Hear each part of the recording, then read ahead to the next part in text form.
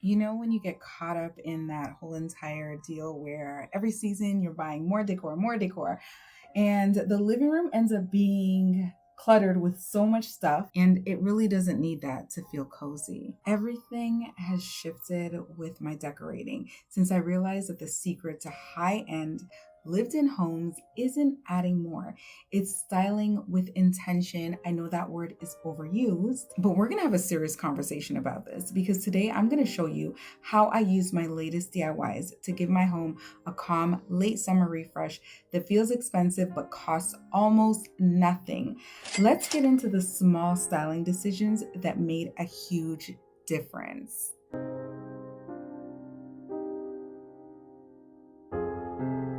Through knowledge, its rooms are filled with rare and beautiful treasures. Proverbs 24, verse 4.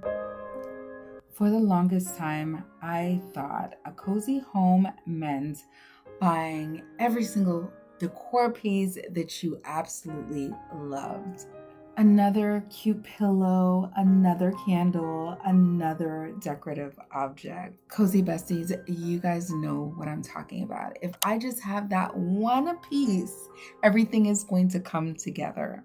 In the last week, while making DIY pieces with you during my live videos, I accidentally discovered something that completely changed the way I'm going to style my home moving forward. So we already have an understanding that we definitely do not want to spend more money. I also discovered that I could hack anything that I want for the look.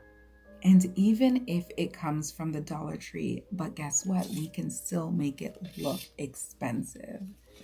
Excuse me for a moment while I take down the 4th of July. The styling rule is to style with real intention. Hey, my cozy besties, welcome back. So today I'm going to give the living room a simple late summer refresh. We're going to get out of 4th of July and we're going to head into the fall decorating very shortly. So this is kind of like a prelude to fall decorating. It's going to give me a great canvas in which I will easily fall into fall decor. This is not my fall makeover yet. But after our Hobby Lobby fall shop with me, we are going to be creating what I think is probably going to become some of my favorite fall decor setups this year. And I also have another living room project waiting for us. After installing our new TV, the living room is just looking a hot mess on that wall. Really, today is about creating a calm foundation that is going to carry it beautifully into the fall season. This table had way too much going on, so I decided to restyle just using some simple florals that still looked kind of summery, but just very basic. So I could carry this easily into the fall season by adding additional fall stems to finish the look. Of course, you don't want anything to look too perfected, so you want everything to look like it would in nature. That is why I make extra effort and take extra time to bend my stems in different directions so that it can look like it's actually naturally growing. These small pedestal trays are perfect grounding sources. So as you can see, I'm going to take this vintage bowl and turn it into a little display. I'm gonna make it very simple. We're just gonna stick one little pear in there. Now, the reason why I chose to use pears is because pears are very symbolic of summertime, late summer, because they're definitely one of those fruits that are harvested in late summer. As I got my pear adjusted just right, as you can see, I use a very minimalistic look here. I removed the pedestal because I just felt like it did not need that extra grounding in this space. You don't always have to attack fall with the pumpkins. The pumpkins are great, but you can also use things like green pears and apples, fresh figs, green grapes, peaches, plums, And for very late summer, you could also consider the lemons. I'm gonna tell you, if you just wanna decorate one time and just wanna do a little tiny sprinkle of the pumpkins and your fruits, the pears, apples, figs, grapes, and pomegranates, the persimmons, cranberries, the chestnuts, walnuts, hazelnuts, the pecans, and the acorns are going to be perfect. So you don't need to do anything more. And some of these you can even carry into your Christmas decor. If you can figure out how to use the real thing without having the thing go rancid, more power to you. But I always choose to use the faux because it's one less thing to think about. I don't have to think about when I put it up and when I need to take it down. It just stays until I'm actually ready to redecorate. Amazon, Hobby Lobby, and Michael's are some great places to get these faux items. This throw is very high-end looking, but I didn't pay the high-end price tag for it. When we redecorated our loft/movie and game room area, I used it in this space and I loved the way how it looked. It was super cozy and it just completed the space. They come in a few different colors on Amazon, and I'll leave the link for you guys if you guys are interested in this one. But as we were talking about intentionality, we want our place to look good, but we also want it to fit the space. Sometimes the things that we like are not as functional as we would like. They're not practical within our living spaces, even though I would definitely say that this throw is sturdy, well put together, well crafted for the price that you're gonna pay. This was not a kid-friendly item. For small children who want to stick their fingers in it, kind of pull the pieces apart, it might not be the best option, and I found that out the hard way. But I definitely will purchase more of these in some more colors. As I was decorating, I realized that I probably needed more of like an olive green tone for this space that I was working in. We went with the taupe because the taupe worked perfectly as well. But these are going to be times when you see what you need for the spaces that you're trying to create, and not just like a random, okay, I like this. Anyway, this throw is so good. So if you're looking for a throw, I will go ahead and link it down for you in the description box. It's a little tethered, but we can't get any worse than this. So we are going to style with it anyway. For my coffee table, I want everything to feel very connected.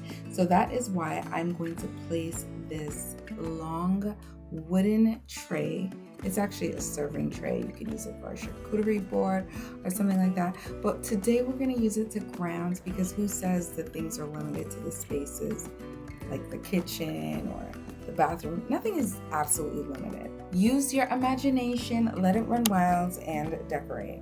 I'm going to give you two different looks today. We are going to use this wooden tray, and we are going to get the first look. Using my DIY vase, I don't want to say I mimicked, but I kind of got the idea from some of the higher end vases. So some textured blotches kind of throughout the vase, not too many, and of course making everything look very textured. It is a metal vase, by the way, so if you can think like a metal vase has now turned into this textured pottery looking piece. I'm going to go ahead and take my Dollar Tree. I paid $1.25 for this one, and we're going to fill it up with some older kitchen cloths that I don't use anymore. So I just use them for decor purposes, because I find that between the bags and the cloths, everything works perfectly. The bags help to repel the bugs, and the cloths help to kind of anchor the items in place so nothing slides around. Grounding never needs to look exactly the same. You can ground vertically, horizontally, or diagonally like I did with this tray. Now I'm going to go ahead and use a nesting concept. I don't know. I just kind of came up with this idea. I have nested my bowls in the past, but not in this form. So I thought, what if I raise one bowl higher than the other within the bowls?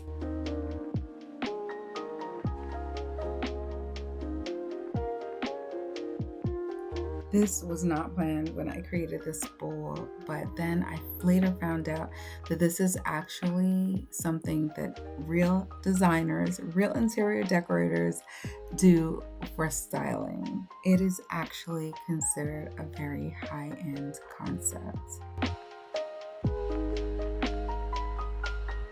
Ladies and gentlemen, you cannot tell me that I got these from the Dollar Tree.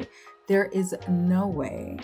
And girl, when I decided to use the pears, my imagination started to run wild with the things that I could do with this concept. I hope that this is giving you guys some inspiration, because instead of redecorating your whole coffee setup, you can just swap the things that you have inside of these bowls and you have the perfect look for every single season.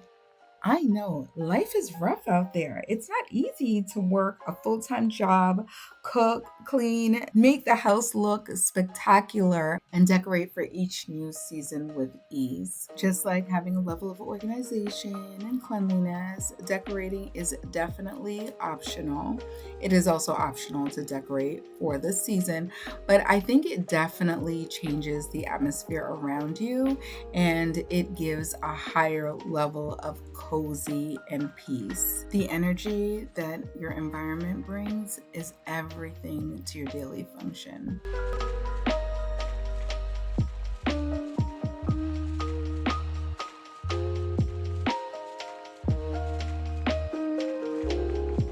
The last time I decorated the coffee table, I used the olive branches that I rode the wheels off. I bought them so many years ago over at Walmart. I love the Walmart olive branches. I believe they're just under $4, so it might be like $3.95 or something to that effect. Don't quote me on it. But again, with your stems, you are going to make sure that none of these branches are perfect. We want them to be asymmetrical. We want the branches to reach higher, some lower, some lean, some bend. Yeah, we want that. I think that is what makes it look the most beautiful. When you have this thing too ordered, it doesn't look right. It doesn't look designer. So you have to spend some time, bend the stems, even pull off some stems sometimes, just to kind of give it a more curated look. The other thing that we want to be a little more intentional is storage and space. So what I decided was, since I love to have the decor books, I was going to start storing them on the lower portion of my coffee table, which works out perfectly for me. So when you are buying things for the following seasons, like fall and Christmas, make sure that you have a practical storage solution for everything that you purchase. I did a little experiment here to see what it would look like. I actually like the look, kind of. These are another set of the DIY books that I did with the books from the Dollar Tree, which I did on another live. I think the books were just a little bit too small, so it didn't work out. I ended up removing it. I tried to angle it in certain directions, but I was like, this is unsafe. So if you probably had a bigger book to place here, it might work if you like this particular look. But for me, I was like, I think I'll skip this one. Because of the book sizes, the tip over risk was way too real for my children. But let me know what you think in the comments.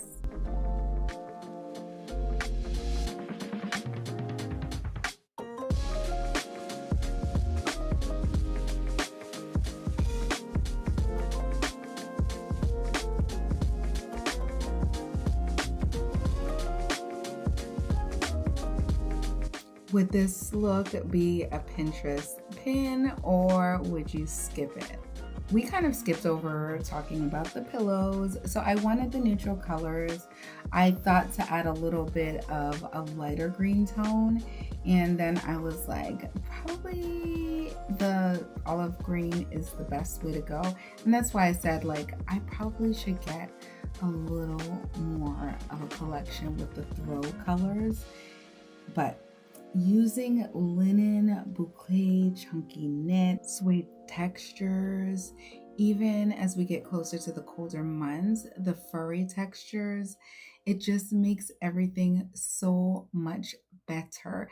And the layering effects, oh, it's so good. I'm going to tell you, if you do nothing, put your natural textures together and your home will start to feel warm before you add any color. Remember, I told you guys earlier that we're going to try 2 different grounding methods to see which one came out better. So don't forget to let me know. Okay, let's go. So I decided to take out this tray that I have had forever. We are going to use this. As you can see, this is a whole lot of texture. I almost hesitated, but if I'm being honest with you guys, I'm gonna tell you, I could not find the tray until I was actually editing this video that I originally wanted to use for the look. So we're gonna have to use it at another time. But I placed the items that I previously had, the vase, the nestled bowls with the pears and the moss, as well as the candle. It's only 3 items. It looks so good in my opinion. You guys let me know what you think. Do you think that this larger display looks much better than the serving tray? Or do you think the serving tray was more curated? I literally went around the house and I asked all of my children which look they preferred, and it was a 50-50. Tell me which look you guys prefer. Do you prefer the round tray, or did you guys like the way everything was curated on the serving tray?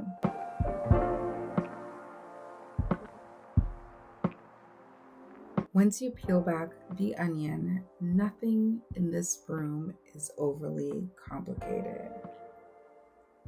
There aren't dozens of decorative objects and there aren't shelves overflowing with accessories, just thoughtful pieces that were styled intentionally. It's that right there. Cozy isn't about filling every empty space. It's about creating moments, a coffee table that feels collected, a side table that feels very calm, a room that gives your eyes a place to rest when you enter. That is what makes a house start feeling like a home. And can you guys imagine? We have just begun. I can't wait to share it all with you. Don't forget to like and hit the subscribe button. And I will see you guys in the next video. Promise me that you guys will stay safe, continue to be blessed. We absolutely love you guys. And we will see you guys later. Bye.